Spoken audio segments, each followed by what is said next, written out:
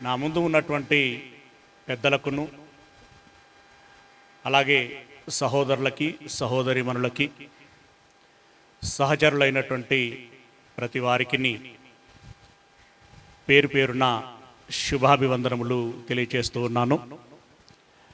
ప్రియులారా,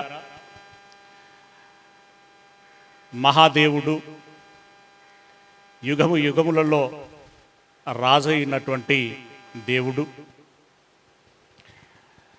తనకు ఇష్టమైన తనకు నచ్చిన తన మాట విని విధేయతతో నడుచుకునేటువంటి క్రీస్తుకి తన సింహాసనాన్ని ఇచ్చి ఈ లోకాన్ని ఏలుమని చెప్పాడు అనేటువంటి విషయాన్ని మరి ఉదయకాల సెషన్లో మనము ఎరిగి ఉంటున్నాం. ప్రియులరా, యేసుకు ఆ విశిష్టమైనటువంటి స్థానము దేవుడు ఎందుకు ఇచ్చాడు అనేటువంటి విషయాన్ని జాగ్రత్తగా గమనించగలిగినట్లయితే, ఎందుకు అనంటే మనకు కూడా ఒక స్థానం ఉండాలి, మనకు కూడా ఒక అవకాశం దక్కాలి, మనము కూడా అంత మంచి బంగారు మయమైనటువంటి భవిష్యత్తు పొందుకోగలగాలి,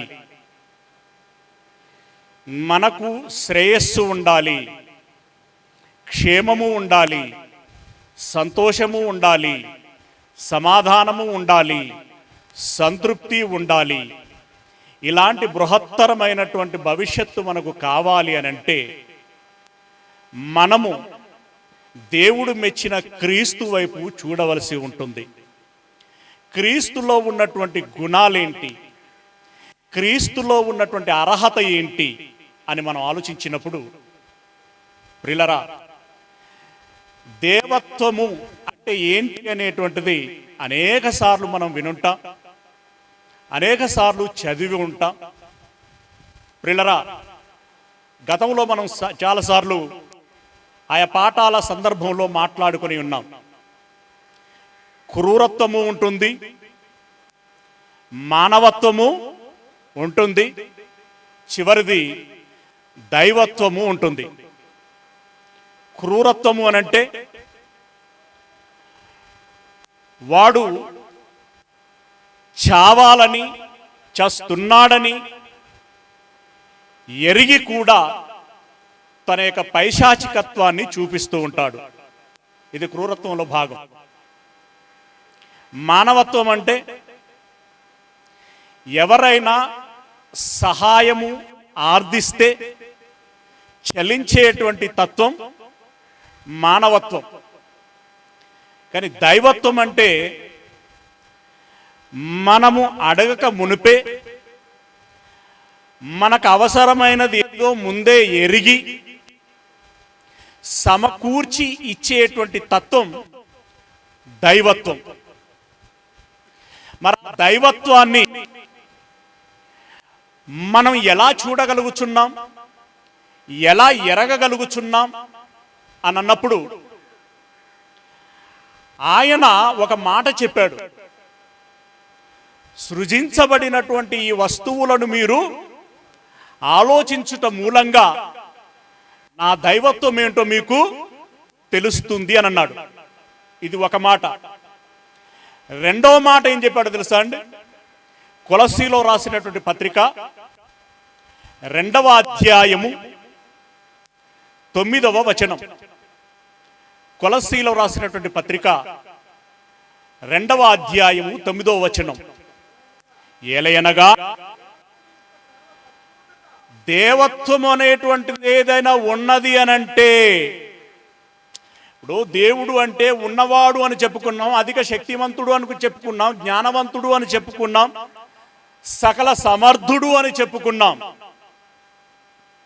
కానీ దేవత్వములో ఉన్నటువంటి దేవుడు ఏ స్వరూపి అన్నప్పుడు ఒకటి ఆత్మస్వరూపి అని చెప్పుకుంటాం, రెండవది ఏం చెప్పుకుంటామో తెలుసా అండి?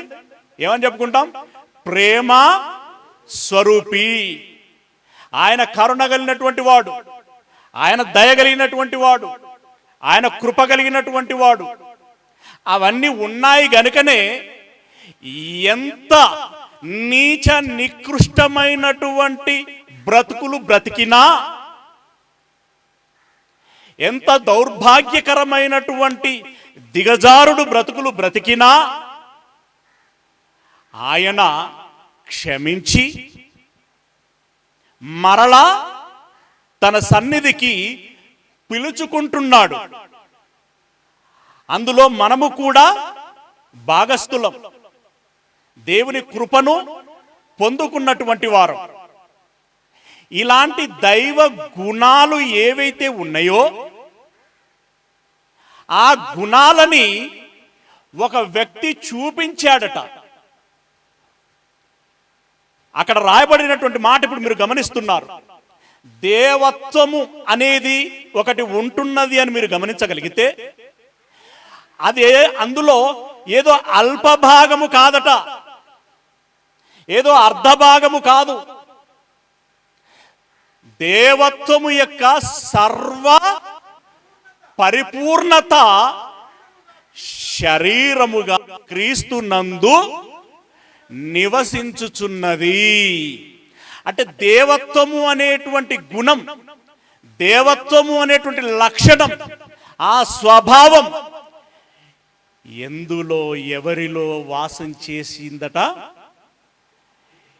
యేసు క్రీస్తుల వారి శరీర జీవితములో అది కనపరచబడింది. గనుకనే దేవునితో పాటు సమంగా కూర్చోగలిగినటువంటి ఆ వ్యక్తి దానిని విడిచిపెట్టి సమస్తము రిక్తునిగా చేసుకొని ఈ లోకములోనికి వచ్చి మనలాంటి బలహీనమైనటువంటి శరీరము ధరించుకున్న వాడై సకల శోధనలు ఆయనను వెంబడిస్తూ ఉన్నా నా దేవుని చిత్తమును, నా దేవుని ఆశయమును నెరవేర్చాలని కంకణం కట్టుకున్నటువంటి వాడు. ఆ దేవుని చిత్తమేంటి? ఉదయకాలం చదువుకున్నాం. నా కుమారుని ద్వారా, అంటే యేసుక్రీస్తు ద్వారా వారిని నాకు పిల్లలనుగా చేసుకోవాలి, వారిని నాకుగా ఉంచుకోవాలి, నా వలే వారిని తయారు చేసుకోవాలి. ఆ దేవుని చిత్తాన్ని నెరవేర్చటానికి ఆయన వచ్చి పలికినటువంటి మాట దేవా అని దేవునికి ప్రార్థన చేసిన సందర్భాలలో చెప్పాడు. అదే సందర్భంలో ఎదురుగా ఉన్నటువంటి జనులకు చెప్పాడు. ఏమని చెప్పాడంటే, నేను నా ఇష్టమును నెరవేర్చుకోవటానికి ఈ భూమి మీదకి రాలేదు, పరలోకమందున్నటువంటి నా కన్న తండ్రి యొక్క ఇష్టాన్ని నెరవేర్చటానికి వచ్చి ఉన్నాను. అంటే యేసుక్రీస్తుల వారి యొక్క జీవిత లక్ష్యం ఏంటట? ఆయన ఎందుకు జన్మించాడు, ఎందుకు శరీరాన్ని అమర్చుకున్నాడు, ఎందుకు బ్రతికాడు, ఎందుకు చనిపోయాడు అనంటే దేవుని చిత్తమును నెరవేర్చటానికి. ఏమిటి ఆ దేవుని చిత్తం? మనల్ని రక్షించుకోవటం. అందుకోసము ఆయన తనను తాను సమర్పించుకున్నాడు, త్యాగం చేసుకున్నాడు.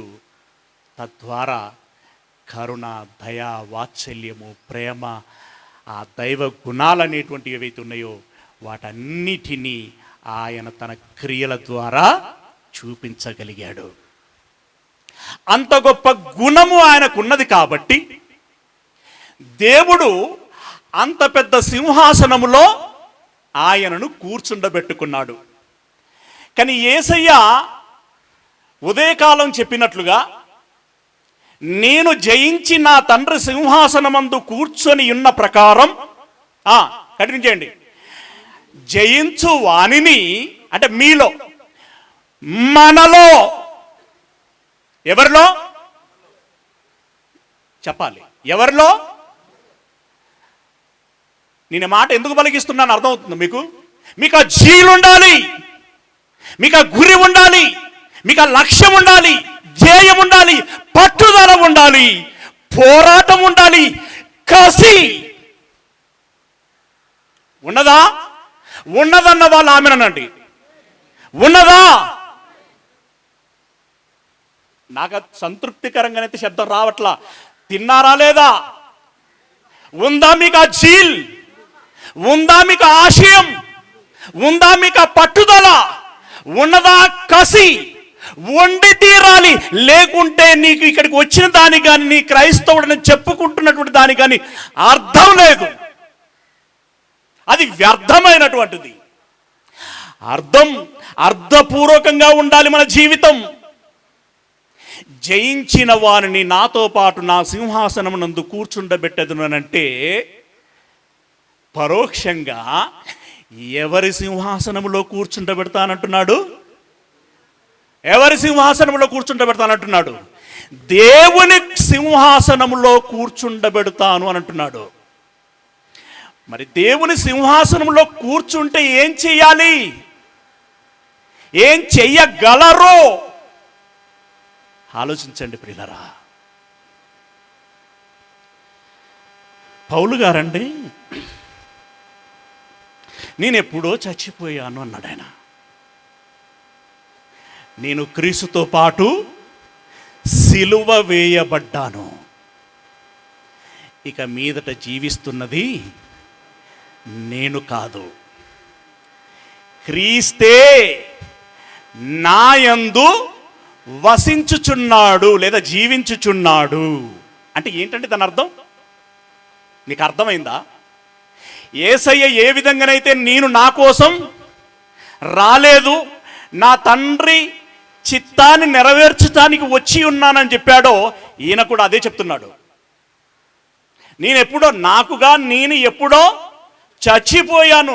నాకు ఆలోచన లేవు, ఆశయాలు లేవు, ఇవి చేయాలి, ఇవి సాధించాలని ఈ లోకపరమైనటువంటివి నాకు ఏవి లేవు. నేను నా కోసం బ్రతకటం లేదు, నాలో క్రీస్తు ఉన్నాడు అని అంటున్నాడు. తెలుసు కదండి రెఫరెన్స్? తెలుసా? తెలవకపోతే ఒకసారి చూడండి. గలతీయులకు రాసిన పత్రిక 2వ అధ్యాయము, గలతీయులకు రాసిన పత్రిక 2వ అధ్యాయము 20వ వచనం. నేను క్రీస్తుతో కూడా సిలువ వేయబడి ఉన్నాను, ఇక జీవించువాడను నేను కాను. మరెవరు జీవిస్తున్నారు? క్రీస్తే నాయందు జీవిస్తున్నాడు అని అన్నాడు. ఇప్పుడు క్రీస్తే నాయందు జీవిస్తున్నాడు అంటే దాని అర్థం ఏమిటి? క్రీస్తు ఏ సంకల్పం చొప్పునైతే భూమి మీదకి వచ్చాడో, ఏ ఆశయంతోనైతే మరణించాడో, ఆ సంకల్పము, ఆశయము నా ద్వారా నెరవేర్చబడుతుంది. అలా నెరవేర్చుటకే నేను బ్రతుకుచున్నాను అంటే పరోక్షంగా ఈయన కూడా చెప్పినటువంటి మాట ఏంటంటే, నేను నా కోసం బ్రతకడం లేదు, నా కన్న తండ్రి అయినటువంటి దేవుని ఇష్టం నెరవేర్చటానికి బ్రతుకుచున్నాను అని అన్నాడు. ఎంత గొప్ప ఆలోచన అంటే! అందుకే ఆయన గట్స్ ఉండి చెప్పగలిగినటువంటి మాట ఏంటో తెలుసా? గట్స్ అని ఎందుకంటున్నానంటే, క్రీస్తును పోలి నేను నడుచుకొనుచున్న ప్రకారం మీరు నన్ను పోలి నడుచుకోండి అని అన్నాడు. ఆ దమ్ము మనకు ఉంటుందా? అర్థమవుతుందన్నమాట. మీరు నన్ను పోలి నడుచుకోండి అని అన్నాడు. అసలు యేసయ్యను పోలి ఎందుకు నడుచుకోవాలి? నాలో పాపం ఉన్నదని మీలో నిరూపించగలిగే వాడెవడైనా ఉన్నాడా అని ఎదురెళ్ళిన దమ్ము కలిగినటువంటి వాడు యేసయ్య. అవునా?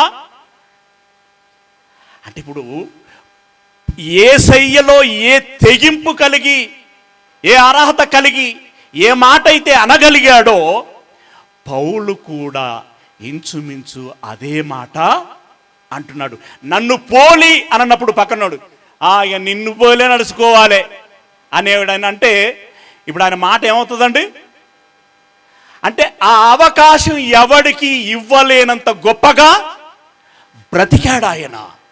క్రీస్తును తనలో ధరించుకున్నాడు, ఇముడ్చుకున్నాడు, జీర్ణం చేసుకున్నాడు, కళ్ళు మూసినా తెరిసినా అడుగేసినా ఏం చేసినా కూడా క్రీస్తు క్రీస్తు క్రీస్తును కనపరుస్తున్నాడు ఆయన. పౌలును చూస్తే క్రీస్తును చూసినట్లుగా ఫీల్ అయ్యేటువంటి విధంగా ఆయన బ్రతికాడు. మరి ఇప్పుడు మనలో ఎవరుండాలి? మనలో ఏ స్వరూపం రావాలి? మనలో ఏ స్వరూపం రావాలి? క్రీస్తులో దైవ స్వరూపం ఉంది గనక క్రీస్తును తన సింహాసనములో కూర్చుండబెట్టుకున్నాడు. ఇప్పుడు అదే సింహాసనములో మనము కూర్చోవాలి అంటే మనకు ఏ అర్హత ఉండాలి? ఏ అర్హత ఉండాలి? ప్రియా దేవుని వారలారా, ఏ అర్హత ఉండాలి అని మనం ఆలోచించినప్పుడు అత్యద్భుతమైనటువంటి మాట. పౌలు గారు ఎంత కష్టపడ్డారు అనంటే సహోదరులు ఇందాక మీకు ఒక బలమైనటువంటి విషయాన్ని దృష్టికి తీసుకురావడానికి ప్రయత్నం చేశారు. రైట్? అందులో ఎంత యథార్థత ఉంది, మీ ముందు నిలబడి మాట్లాడేటువంటి వ్యక్తులలో ఏ మేరకి ఆ మార్గదర్శకత్వం ఉంది అనేటువంటిది మీకు మీ మనస్సాక్షికి అది తెలిసి ఉండాలి. సరే, నేను అనగలిగేటువంటి మాట ఏంటంటే, రమేషు అనేటువంటి ఈ వ్యక్తిని, ఈ క్యారెక్టర్ని పక్కకు పెట్టండి. రైట్? కానీ మీకు వినబడుతున్నటువంటి శబ్దం ఉందే, స్వరం ఉందే, విషయం ఉందే, కంటెంట్, అదెవరిది? ఏమంటే, నేను అల్పుడను కావచ్చు, నేను నీచుడను కావచ్చు, నేను అర్హత లేనటువంటి వాడను కావచ్చు, కానీ దేవుని మాట విలువలేనిది కాదు. దేవుని మాటలో ఏముంది? శక్తి ఉంది. దేవుని మాటలో ఆత్మలను రక్షించగలిగేటువంటి జీవం ఉంది. అవునా? దానిని బట్టైనా మీరు ఆలోచించండి. గలతీలో రాసిన పత్రికే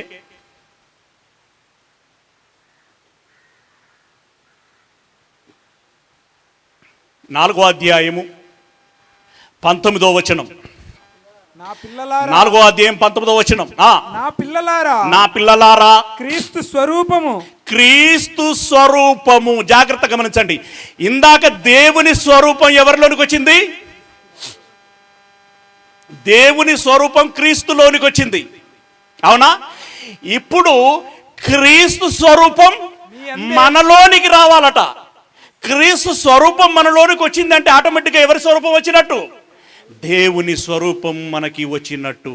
క్రీస్తు స్వరూపం మీ అందు ఏర్పడు వరకు మీ విషయమై మరలా నాకు ప్రసవ వేదన కలుగుచున్నది. అంటే క్రీస్తు స్వరూపం మీలో ఏర్పడాలని మీకోసం నేను ఎంత కష్టపడుచున్నానంటే, ఈ 3 సందర్భాలలో మిషనరీగా నేను నా జత పని వారందరము కలిసి రాత్రనక పగలనక ఎండనక వాననక ప్రతికూలతలు అనుకూలతలు ఏ రకమైనటువంటి పరిస్థితులు ఉన్నా మేము కష్టపడుచున్నాము. ఎలా కష్టపడుచున్నామంటే, ప్రసవించేటప్పుడు ఒక స్త్రీ ఎంతగా కష్టపడుతుందో స్త్రీమూర్తులందరికీ తెలుసది. కాస్తో కూస్తో అవగాహన ఉండేటువంటి మనకు కూడా తెలుస్తుంది. ఆ పెయిన్ కాదండి, ఒక విధంగా చెప్పాలంటే మరణపు టంచుల దాకా వెళ్ళి తిరిగి వస్తారు. దాన్ని వైద్యులు ఏమంటారంటే పునర్జన్మ అని అంటారు. అంత పెయిన్ని, అంత బాధని అనుభవిస్తారు. ఇప్పుడు పౌలు గారు కూడా అంతే బాధ అనుభవిస్తున్నాడట. దేనికోసం? క్రీస్తు స్వరూపం మీలో ఏర్పడాలి. మనకు తెలియకుండానే మనలో ఒక స్వరూపం ఉంది. అది దయ్యపు స్వరూపం. అవి దయ్యపు లక్షణాలు. మన మాట బాగలేకుండే, మన నడక బాగలేకుండే, మన ప్రవర్తన బాగలేకుండే దాని గురించి మాట్లాడుకుంటే చాలా తీవ్రంగా ఉంటుంది. ఆ లక్షణాలను ముందు తొలగించాలి, అంటే బాగా కడగాలి. ఆ తర్వాత క్రీస్తు లక్షణాలని ఇంప్లాంట్ చేయాలి, అంటే నాటాలి.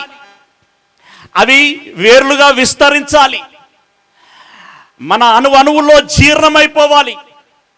మన మది నిండా, హృదయము నిండా క్రీస్తుని గురించినటువంటి ఆలోచనలు, ఆశయాలు, జీవిత ప్రయాణమే మనలో ఉండాలి. అంత గొప్పగా తీర్చబడునట్లుగా ఆయన శ్రమ పడుచున్నాడు. గనుకనే రోమా సంఘం తయారైంది, గనుకనే కొరింథీ సంఘం తయారైంది, గనుకనే గలతీ సంఘం తయారైంది, ఎఫెసీ సంఘం, ఫిలిప్పు సంఘం, కొలసీ సంఘం, ఇలా ఎన్ని సంఘాలను తయారు చేశాడు. 2 ఖండాలను కదిలించాడు ఆయన.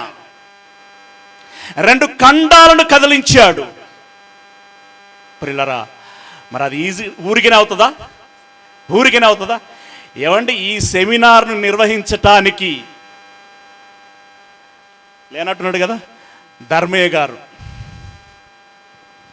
ఎంత కష్టపడ్డాడంటే అంత కష్టపడ్డాడండి. ఆయనతో పాటు చిరంజీవి, 2 వ్యక్తులు నిద్ర లేకుండా, తిండి లేకుండా, ఎర్రటి ఎండలో నిర్ర నీలిగి ఒకానొక సమయంలో కంటి వెంట నీరొచ్చింది వాళ్ళకి.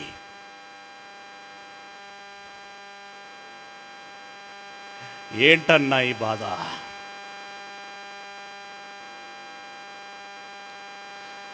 మాకే పట్టిందా? పెయిన్, ఒక లక్ష్యం, ఒక ఉద్దేశం, అది నెరవేర్చటానికి చాలా బాధ ఉంటుంది. ఒక సెమినార్కే ఇంత అయితే పలు గ్రామాలలో సంఘములను కట్టాలంటే, పలు పట్టణాలలో కట్టాలంటే, పలు ప్రాంతాలలో కట్టాలంటే ఆ బాధ అనుభవించిన వారికి తెలుస్తుంది. మరి పౌలుతో అసలు మనకు పోలికే లేదు. ఆయన బహుగా సంచారము చేసినటువంటి వాడు, బహుగా కష్టపడినటువంటి వాడు. క్రీస్తు స్వరూపం మీలో ఏర్పడాలి. అది ఆషామాషిగా కాదు. ఏదో క్రైస్తవుడు అంటే క్రైస్తవుడు, ఆదివారం నాడు పోయేస్తున్నాడు అంటే పోయేస్తున్నాడు, తెల్ల బట్టలు వేసుకుంటున్నాడు, చేతుల్లో బైబుల్ ఉంటున్నది, అప్పుడప్పుడు ప్రార్థన చేస్తాడు. ఉంటే సంపూర్ణంగా ఉండాలి, లేదంటే కనిపించకుండా పోవాలి. ఉండి లేనట్టు తడి పొడి, అదేదో చెప్పాడు కదా, ఉంటే వెచ్చగానైనా ఉండు, లేదంటే చల్లగానైనా ఉండు. నులివెచ్చగా, 1 అడుగు లోపల 1 అడుగు బయట, ఎందుక బ్రతుకు? క్రీస్తు యొక్క, పౌలు గారి యొక్క ఇంటెన్షన్ అలా ఉంటుంది.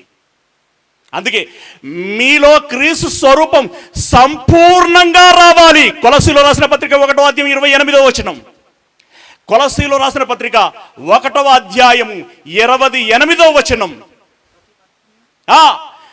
ప్రతి మనిషిని క్రీస్తునందు, గట్టిగా గట్టిగా చదవాలి, ప్రతి మనుషుని క్రీస్తునందు సంపూర్ణునిగా చేసి ఎలా చేయాలటైనా, ఎలా చేయాలని లక్ష్యం పెట్టుకున్నాడట.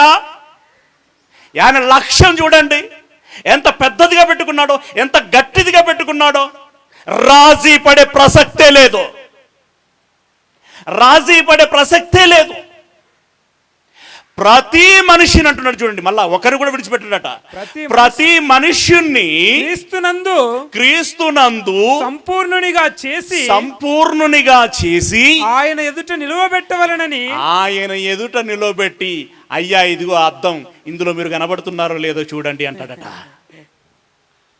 ఇప్పుడు ఇది ఈయనను తయారు చేస్తున్నాను అంటే, ఈయనను చూస్తే, యేసయ్య ఈయనను చూస్తే, అరే నేనే కనబడుతున్నాను కదా అన్లా అని ఆయన యేసయ్య ఆశ్చర్యపోయేంతగా తయారు చేయాలట. లక్ష్యం అంటే, పనితనం అంటే, ప్రభావము అంటే అట్లుండాలండి. మామూలుడు కాదు పౌలు. యేసు ప్రభుల వారేమో ఒక సాఫ్ట్గా డీల్ చేసాడు, అదే లక్ష్యం. పౌలు గారిది కొంచెం సమయస్ఫూర్తి ఎక్కువ. ఎక్కడెట్లా మాట్లాడాలో ఆయనకు బాగా తెలుసు.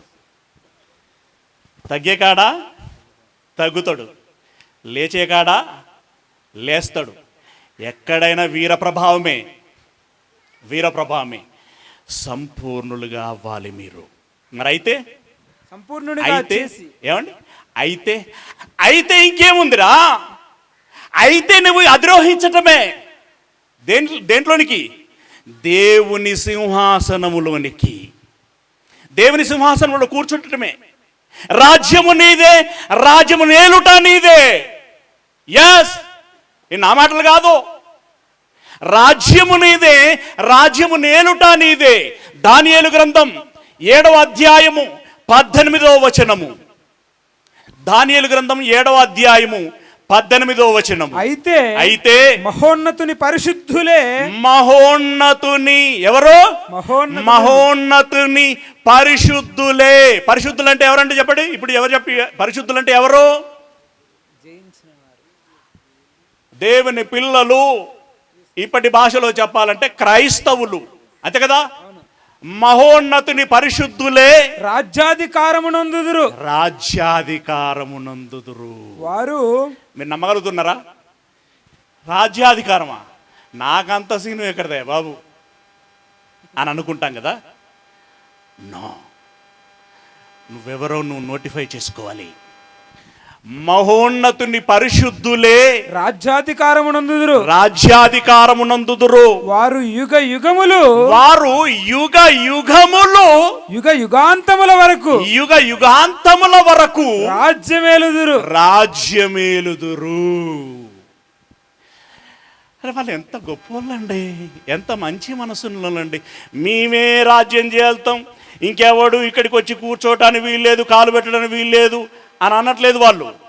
దేవుడు బిడ్డ నేనెందుకురా, నువ్వే కూర్చొని చెయ్యి అన్నాడు.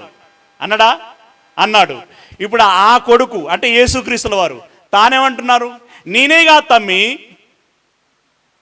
నేనే కాదు, మీరు కూడా ఆ దైవ స్వరూపాన్ని నింపుకుంటే మీరు కూడా ఇక్కడ కూర్చోవచ్చు, మీరు కూడా రాజ్యమును చేయొచ్చు. అరే నాకు ఆశ్చర్యం వేస్తున్నది. మీకేట్లా మనకి ఎప్పుడు ఇంత నెగిటివ్గా ఆలోచనలు వస్తుంటాయి. నేనేంటి రాజ్యం చేయటం ఏంటిగా అసలు అన్నట్టుగా ఆలోచిస్తూ ఉంటాం. నో, నీకు కూడా ఆ గ్రేట్ ఆపర్చునిటీ ఉంది, ఆ గోల్డెన్ ఆపర్చునిటీ నీకు ఉంది. మహోన్నతుని పరిశుద్ధులే రాజ్యాధికారమునందుదురు. రాజ్యాధికారమునందుదురు. వారు యుగ యుగములు, వారి యుగ యుగములు, యుగ యుగాంతముల వరకు, యుగాంతముల వరకు రాజ్యమేలుదురు. రాజ్యము ఏలుదురు. 22వ వచనం.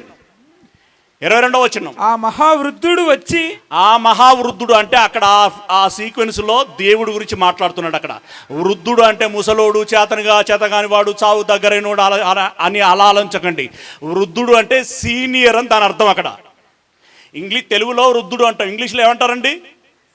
Senior citizen. అర్థమైందా మీకు పాయింట్? వృద్ధుడు అంటే ముసలోడు, పనికిరానోడు అట్లా ఆలోచించకండి. సీనియర్ అని చెప్పడం, అంతేనా? మనందరికంటే సీనియర్ ఎవరు? ఎల్లకాలం నుండి ఉంటున్నవారు ఎవరు? ఆ విషయం చెప్పడానికి అక్కడ వృద్ధుడు అన్నాడు. ఓకే.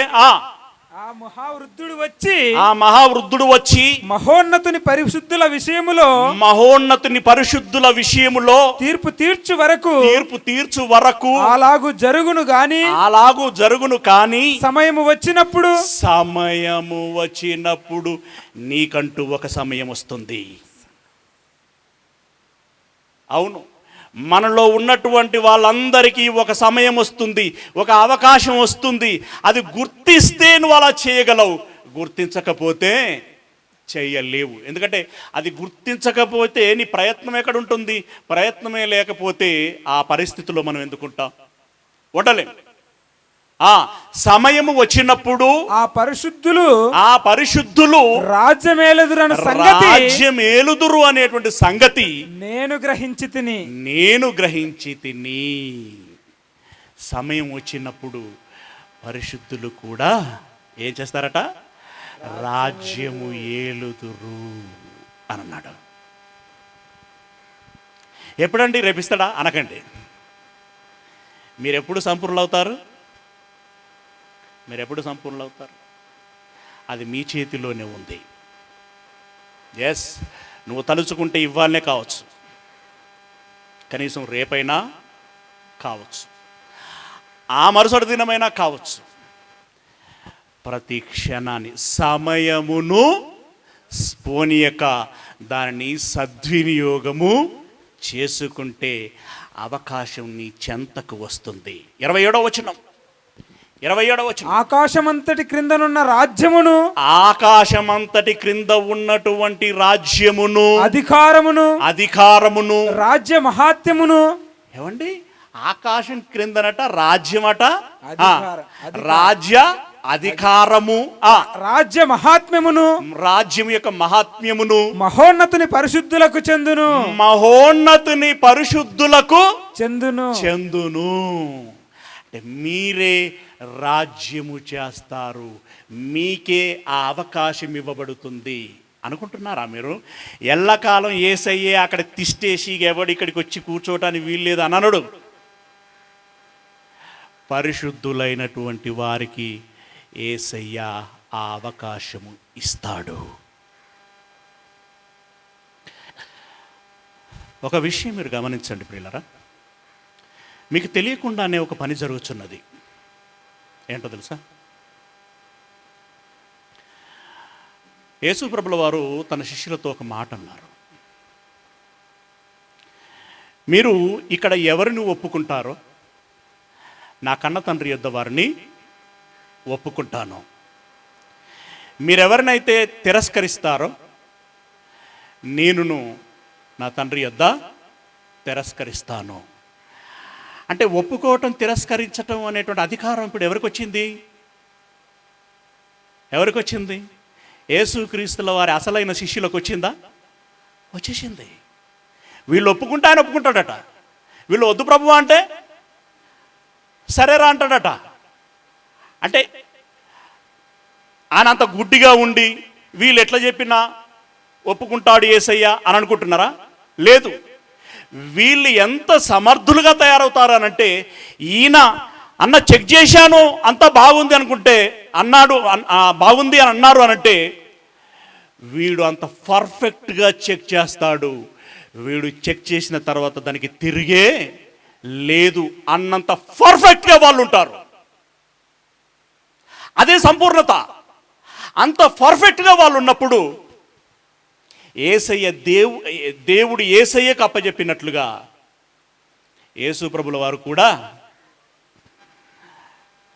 మీరు చేయొచ్చు, పర్వాలేదు, మీకు ఆ క్యాపబిలిటీ ఉంది, మీరు చేయొచ్చు. నేను అలా పక్కకుండి గమనిస్తూ ఉంటాను, మీరు చేయండి. ఎంత గొప్ప విషయం అండి అది. ఇప్పటికే ప్రారంభమైంది అని చెప్తున్నాను కదా. మీరు ఒప్పుకుంటే నేను ఒప్పుకుంటున్నాను. ఇంకొక మాట తెలుసా? పేతురు గారు రాసినటువంటి మొదటి పత్రిక 2వ అధ్యాయము 9వ వచనం. పేతురు గారు రాసినటువంటి మొదటి పత్రిక 2వ అధ్యాయము 9వ వచనం.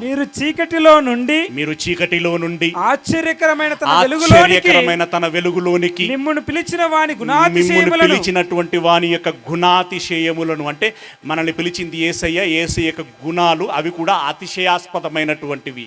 ఆ గుణాతిశయములను ప్రచురము చేయు నిమిత్తము ఏర్పరచబడిన వంశమును, ఏర్పాటు చేయబడినటువంటి వంశం.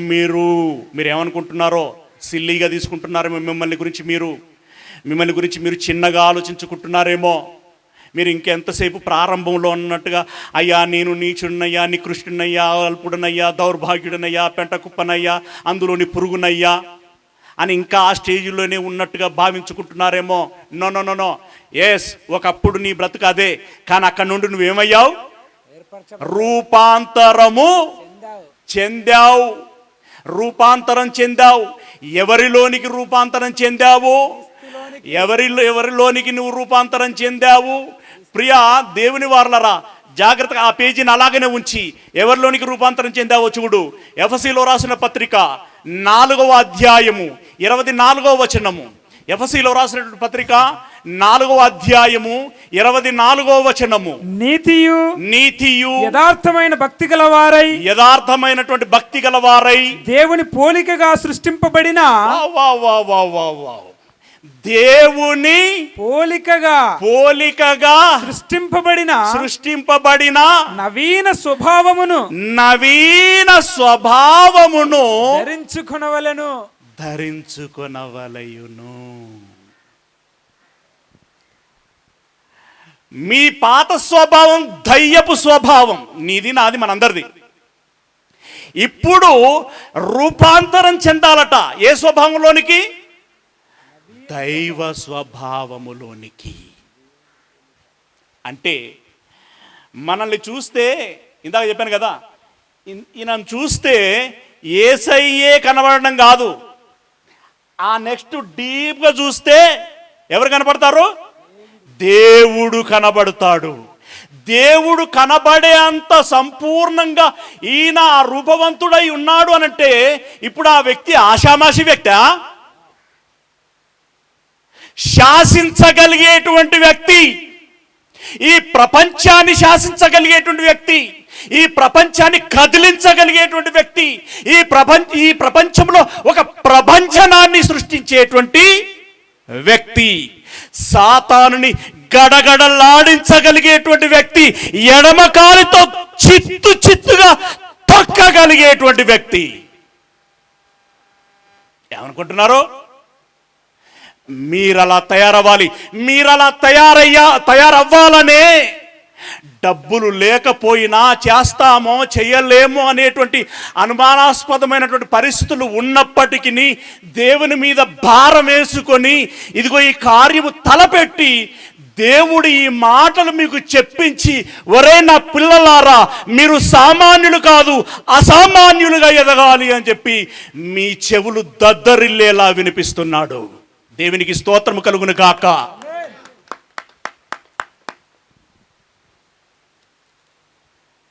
యేసయ్యను చూస్తే సాతాను ఏమయ్యేది చెప్పండి?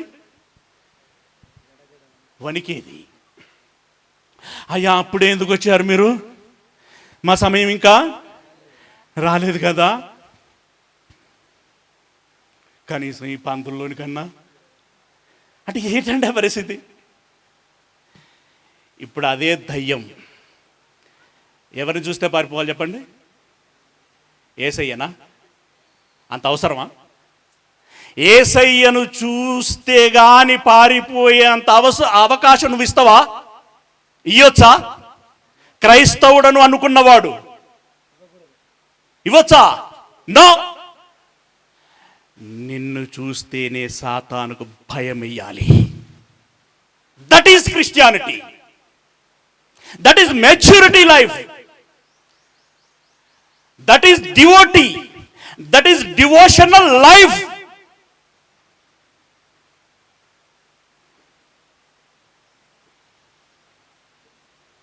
క్రీస్తును ధరించుకున్నానని చెప్పే ప్రతి వాడు క్రీస్తు నడుచుకున్నట్లుగా నడుచుకొన బద్ధుడై ఉన్నాడు. మీరు తర్వాత చదువుకోండి, యోహాను రాసిన పత్రికలో ఉంటుంది, మొదటి పత్రిక 2వ అధ్యాయము 6వ వచనంలో ఉంటుంది. నడుచుకున్న బద్ధులై ఉన్నారు. మీరు అలా నడుచుకుంటే ఎందుకు మీరు సంపూర్ణులు కారో చూడండి. ఛాలెంజ్ తీసుకోండి. ఈ బైబిల్ని సంపూర్ణంగా చదివిన వాళ్ళు ఎంతమంది ఉన్నారో ఒకసారి చేతురా. ఆది కాండం నుండి ప్రకటన గ్రంథం వరకు పల్సగా నారంతా చచ్చిపోయి అక్కడో ఇక్కడో మొలతో చూడు అట్లా కనబడతాను ఈ చేతులు. అవి కూడా భారంగానే. చెప్పండి, మన పరిస్థితి అలా ఉంటే సంపూర్ణులు ఎప్పుడవుతారు చెప్పండి?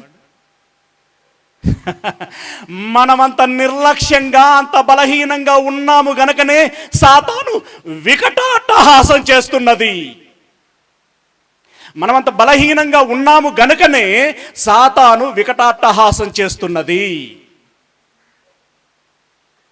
నో, మనం బలవంతులం అవ్వాలి. మనం బలవంతులము అవ్వాలి. బలవంతులమవుతే క్రీస్తు ఆ రాజ్యాన్ని ఏలేటువంటి అవకాశం మనకిస్తాడు. అది ఇప్పటికే ప్రారంభమైపోయింది. మీకు తెలుసా? ఇప్పటికే ప్రారంభమైపోయింది. ఇప్పుడు రండి మళ్ళీ అక్కడికి, పేతురు రాసిన పత్రికకి, మొదటి పత్రిక 2వ అధ్యాయము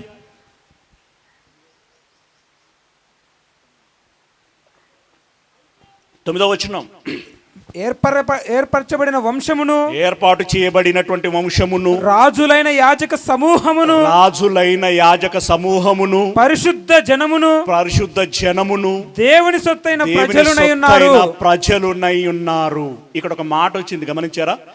రాజులైన యాజక సమూహము. ఎవరు? పిలువబడిన వారు అని అంటున్నాడు. పిలువబడినటువంటి వారు రాజులు అంటున్నారు. దేనికి? ఆకాశము క్రింద ఉన్నటువంటి ఈ లోకానికి. ఈ లోకానికి మీరు రాజులు. ఎస్, వాళ్ళ బ్రతుకులు, వాళ్ళ భవిష్యత్తులు ఎవరి చేతిలో ఉన్నాయనుకుంటున్నారు మీరు? దేవుడు నిన్ను ఎన్నుకొని, ఒరే పలాను ఊరికి వెళ్ళరా, నువ్వు మాటలు చెబితే వారు బ్రతుకుతారు, నువ్వు మాటలు చెబితే వాటిని విని స్వీకరిస్తే వారు బ్రతుకుతారు. నువ్వు చెప్పకపోతే, వాళ్ళు స్వీకరించకపోతే వాళ్ళు చస్తారు, అంటే నరకానికి జారిపోతారు. ఒక మనిషి బ్రతుకు మరణాలు, జీవన్ మరణాలు, నరకం పరలోకం, నిత్య నరకం నిత్య జీవం అనేది దేవుడు ఈరోజు ఎవరి చేతిలో పెట్టాడు? ఎవరి చేతిలో పెట్టాడు? మన చేతిలో పెట్టాడు. మన చేతిలో పెట్టాడు. నీవు ఒక ఊరికి వెళ్ళావా, ఆ ఊరు బ్రతుకు నీ చేతిలో ఉంది. ఒక పట్టణానికి వెళ్ళావా, ఆ పట్టణం బ్రతుకు నీ చేతిలో ఉంది. ఒక రాష్ట్రానికి వెళ్ళావా, ఆ రాష్ట్రం బ్రతుకు. ఒక దేశానికి వెళితే ఆ దేశపు బ్రతుకు నీ చేతిలో ఉన్నది. దేవుడు అంత అధికారం నీకు ఇచ్చాడు, అంత అధికారం నీకు ఇచ్చాడు. మనం ఆషామాషి వ్యక్తులం కాదు. తమాషా చూడకండి. మనము గొప్పవారము, గొప్ప అవకాశం మనకి ఇవ్వబడింది. కాకపోతే సద్వినియోగం చేసుకోవాలి. ఇందులో ఉన్నట్టు మెటీరియల్ అంతా మనకు తెలియాలండి. అది ఆచరణలో పెట్టాలండి. ఫస్ట్ మనం పాస్ అవ్వాలండి. అప్పుడు మనకు ఒక అర్హత వస్తుందండి. ఆ అర్హత మనకు వచ్చినప్పుడు ఈ జనుల యొక్క బరువు బాధ్యతలను మన మీద పెడతాడు. ఆ ఏలిక, ఆ అధికారం, ఆ రాజ్యము మనకు ఇస్తాడు. కనుక అంత గొప్పవారుగా మీరు ఎదగటానికి ప్రయత్నం చేయండి. నేను ఇప్పుడు చాలా బాధపడ్డానండి మీ చేతులు లేవకపోవటాన్ని బట్టి. కొంతమంది మొహమాటానికి లేపకపోవచ్చు, కానీ వద్దండి. సత్యం సత్యంగా మనం కొన్నిసార్లు ప్రకటించగలిగితే ఇంకొంతమందికి స్ఫూర్తిదాయకంగా ఉంటుంది. మీరు చదివితే, ఒకవేళ చదవందే నిజమైతే అది కూడా మీ మంచి మనస్సు అని నేను ఒప్పుకుంటాను. చదవలేదు కాబట్టి చదవలేదు అని అన్నారు, అబద్ధం ఆడలేదు. కాకపోతే ఇప్పుడు ఏం చేయాలి? చదవలేదు, మరి ఏం చేయాలి? ఇప్పటి నుండైనా ప్రారంభించు. ఒక్కొక్క అక్షరం, ఒక్కొక్క పదం, ఒక్కొక్క వచనం నీలోనికి వెళ్ళిన కొలది నీవేమవుతా ఉంటావు? వాక్యము చేత కడగబడుతావు. నీ హృదయంలో, నీ గుండెలో ఉన్నటువంటి ఆ మకిలి అంతా బయటికి వెళ్ళిపోతుంది, బయటికి వెళ్ళిపోతుంది. వాక్యములో నిత్య జీవం ఉన్నదని మనం ఎరిగి ఉంటున్నాం. వాక్యం ఒక శక్తి కలిగింది అని మనం ఎరిగి ఉంటున్నాం. అదంతా కూడా మనం పొందుకుంటే అంత గొప్పవారము మనం అవుతాం. కనుక చదవండి, అలాగే వినండి, అలాగే సహవాసం చెయ్యండి, అలాగే దేవుణ్ణి, యేసయ్యను, పౌలు లాంటి, పేతురు లాంటి భక్తులను చూడండి, వారిని మాదిరిగా చేసుకోండి, వారిని పోలి జీవించండి. అప్పుడు దేవుని దృష్టిలో మనం అంత గొప్పవారంగా కనబడతాం. దేవుడు ఆ అధికారాన్ని, ఆ అవకాశాన్ని మనకిస్తాడు. ఇప్పుడు మనం ఏ ఎఫెసీలో రాసిన పత్రిక అయితే చదువుకున్నామో అందులో ఒక మాట చదువుకొని ముగించుకుందాం. ఎఫెసీలో రాసిన పత్రిక 4వ అధ్యాయము 31, 32 వచనాలు. సమస్తమైన ద్వేషము, సమస్తమైనటువంటి ద్వేషము, కోపము, జాగ్రత్త గమనించండి. మనలో సంపూర్ణత అనేటువంటిది ఎప్పుడు వస్తుంది? ఎప్పుడు వచ్చినట్లు అని ధృవీకరించేటువంటి విషయాలు ఇవి. మనలో సమస్తమైన ద్వేషము, సమస్తమైనటువంటి ద్వేషము, కోపము, కోపము, క్రోధము, కోపం యొక్క పరక్ పరాకాష్ట క్రోధం. కోపము, క్రోధము, క్రోధము, అల్లరి, అల్లరి, దూషణ, దూషణ, సకలమైన దుష్టత్వము. సకలమైన దుష్టత్వము అంటే ఏమంటుందో తెలుసా?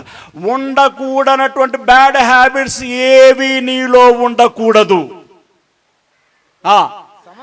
సకలమైన దుష్టత్వమును, సకలమైనటువంటి దుష్టత్వమును మీరు విసర్జించుడి. మీరు విసర్జించండి. ఒకని ఎడల ఒకడు దయ కలిగి. ఏముండాలంటే ఒకని ఎడల ఒకనికి దయ. దయా. దయలో ఇంకెంత అర్థం ఉంటుందో మీరు ఆలోచించుకోగలరు. దయ కలిగి, కరుణా హృదయులై. ఇవన్నీ ఎవరి గుణాలండి? దేవుని గుణాలు. ఎవరికి వచ్చి ఉండేనండి? యేసయ్యకు వచ్చి ఉండే. కరుణామయుడు అనగానే ఎవరి జ్ఞాపకం వస్తారు మనకి? యేసయ్య జ్ఞాపకం వస్తాడు. అదే మాట నిన్నెరిగిన వారు విన్నప్పుడు నువ్వు జ్ఞాపకం రావాలి. మీకు అర్థమవుతుందా? కరుణామయుడు అని అనగానే యేసయ్య మనకు జ్ఞాపకం వచ్చినట్టుగా నువ్వు ఒక సమాజంలో కొంతమందికి పరిచయం ఉన్న వ్యక్తి అయితే కరుణామయుడు అనగానే ఎవరు జ్ఞాపకం రావాలి? వాళ్ళకి నువ్వే జ్ఞాపకం రావాలి. ఎందుకంటే నువ్వు కళ్ళ ముందు కనబడుచున్నావు.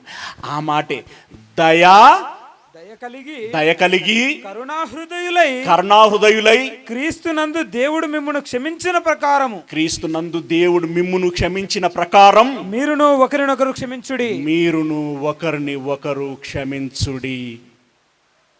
బ్రదర్ శ్రీనివాసు చెప్పినట్టుగా చెయ్యి కలుపుకోండి. మంచి సహవాసాన్ని, మంచి ఐకమత్యాన్ని కలిగి ఉండండి. ఉంటే ఇలా ఉండాలిరా అని చెప్పుకునేటట్లుగా ఉండండి. మొదటి శతాబ్దపు క్రైస్తవీయులు ఎంత ఐకమత్యంతో ఉండి ఎంత సంచలనాన్ని సృష్టించారో మనకు తెలిసిందే. అలాంటి సంచలనాలను సృష్టించగలిగే కేంద్ర బిందువులముగా మనం ఉండాలి. గనుక ఈర్ష్య, ద్వేషం, కక్ష, పగలు, ప్రతీకారాలు అవన్నీ తొలగించుకొని ప్రేమ, అనురాగము, ఆప్యాయత, ఐక్యత, సమాధానము, ఒకరిని ఒకరం క్షమించుకోవటం, చెయ్యి కలుపుకొని నడిస్తే మీకు తెలుసుగండి, చినుకు కలుస్తేనే కాలువ అవుతుంది, కాలువలు కలుస్తేనే వాగవుతుంది, వాగులు కలుస్తేనే నదవుతుంది, నదులు ప్రవహిస్తేనే సముద్రము అవుతుంది. అలాంటి సముద్రం వలె మనం తయారవ్వాలి. ప్రపంచము నిండా క్రైస్తవ్యము ఉండాలి. అయితే అది ఎక్కడి నుండి ఆరంభమవుతుంది? ఆ చినుకు నుండి ఆరంభమవుతుంది కదా, ఒక బిందువు నుండి ఆరంభమవుతుంది కదా. ఆ బిందువులమే మనమందరం కలవాలి. ఈ హైదరాబాదు పట్టణాలలో మనమందరం ఒక్కొక్క మూలకు ఉండొచ్చు. కొంతమంది వరంగల్ ప్రాంతంలో ఉన్నాం, ఇంకొంతమంది తమ్ముళ్ళు నెల్లూరు నుండి వచ్చారు, ఇంకొంతమంది తమ్ముళ్ళు ఇంకొక ప్రాంతం నుండి వచ్చారు. వీళ్ళు ఎక్కడ ఉన్నప్పటికీ సమయం వస్తే మనమందరం ఏం కాగలగాలి?